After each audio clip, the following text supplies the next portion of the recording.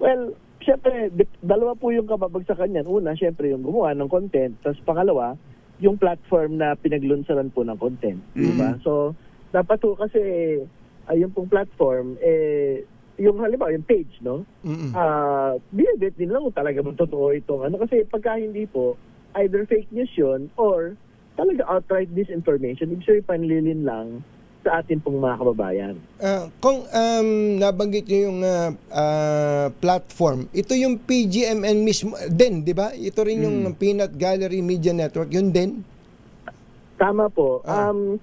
To be fair naman po sa kanila, hindi naman sila yung nag-create ng content. Pero sila yung nag-upload din kasi ng same content na naging viral. So, I think yung content po na in-upload nila, talaga marami yung nakapanood ng mga kababayan ho natin. At nakapag-trigger po talaga ito ng galit, una doon sa distribution utility, pangalawa doon din sa gobyerno kung patay-patay, tulog-tulog, walang ginagawa, no, para tugunan po yung presyo ng